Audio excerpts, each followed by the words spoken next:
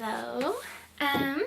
Today I wanted to talk about color correcting a little bit because I have pretty red skin, and a lot of the makeup people talk about color correcting and using like a color that's warmer or darker than your natural skin tone and then going in with a lighter one, and it works for a lot of people, but I just haven't been able to make it work for myself. So I learned a new trick this week, or not this week, but recently, to use this color called Aspen to color correct, and it is this.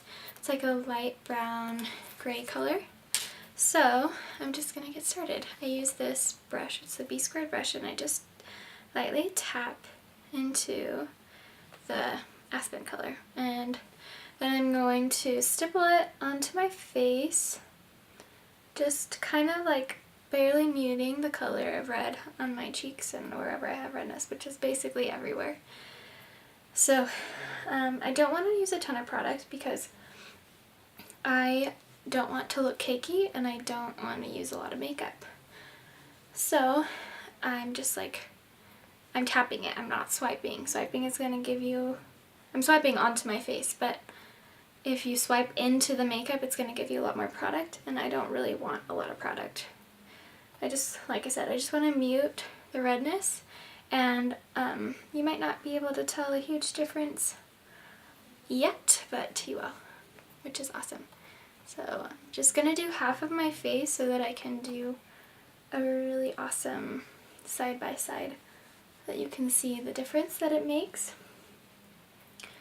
Not only the color correcting, but the makeup in general. Okay, so I've got Aspen pretty much everywhere on the side of my face because it's also like a thicker consistency, so it helps the other layers stay. So now I'm going to go in with my regular highlight color, this one. It's called Linen. It's light, just like my neck. So I'm going to tap into this one as well. And this one I'm just going to stipple onto my skin. I prefer this stippling motion over swiping most of the time. It does take a little bit longer, but I feel like it gets it better into my skin and it makes it look nicer, and obviously I will swipe too, but just in general I feel like it gives a better look. And then I'll like go in circles to blend as I go. And the Aspen really does like have a, I don't know, it's just a different consistency than some of the highlights, so I feel like it helps my highlights stay better. Just gonna put this everywhere except for the few places that I'm going to put my contour, which are underneath my cheekbone and on my forehead. That's basically the only places where I put contour. Some people put it in other places, but like on their jaw, but I don't like to do that because I just don't. Okay, so as you can see, this side is already looking a lot less red than this side, and this side also has, it's like splotchy, and this side has more of an even skin tone, which is awesome, which is what I want. Now I'm going to take this brush and go in with my contour color, which is Astoria.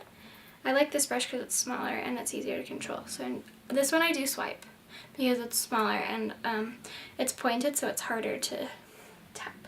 So instead of going on this line right here, I'm going to go above this line. If you've watched my videos before, you know that I do that because I want to lift my face, not drag it down. So really that line is seriously where my cheekbone ends. Just wanting to accentuate that.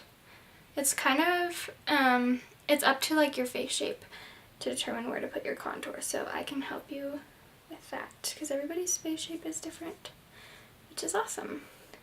And I'm doing a thin line on my forehead too. So now I'm going to take this side of my brush and put on my blush. I'm using Nude. I like Nude a lot because I'm a huge fan of natural colors, so I always smile awkwardly to figure out where to put my blush, and it's basically I'm continuing the line of my contour on the end and then going above it a little bit. I was never a blush wearer, but I feel like it just adds so much dimension and it just makes me look more awake, I guess. I just really like the dimension that blush can bring. I don't want to bring it in too far. Sometimes I do, but I tried not to. So as you can see, this really is a pretty basic nude color. So now I'm going to go back in with this brush, the same one I was using before, and just blend everything together. I like to blend in circular motions. This brush is pretty good for blending. Make sure you blend your contour up into your hairline. Sometimes I forget to do that too. It's okay if you do. Okay, so now with this contour, sometimes I tend to overblend because like I'm not used to seeing a line on my cheek, which I don't want a line, but like you want it to be a little bit darker there because you want it to be like a shadow. So it's easy to overblend, so go pretty white. And that's like super subtle. I'm going to go in just a little bit more with my highlight underneath to make it pop a little bit more. Okay, so there's that. And now I'm going to go back in with the same brush that I used for my contour, and I'm going to put on my illuminator, which is this shiny stuff. It's just highlighter. Tap it on, and then tap and swirl a little bit to get that pretty glow, which I love. Put it underneath my eyebrow, above my eyebrow also, and then down my nose, on my cupid's bow. I'm only doing half of my face, and on my chin. Then I will come back in with this brush and lightly graze over it because I want to blend it. The illuminator is so pretty. Love it. Okay, so that's basically what I do for my makeup. As you can see, this side is, not only did I cover up the redness and I evened out my skin tone, but I gave it some definition, just accentuated my cheekbones basically. And this side you can see is still pretty red and splotchy, and you can't really see my cheekbone. And I just feel like this side has a nice, pretty healthy glow, and I really like it. So there you have it. Thanks for watching.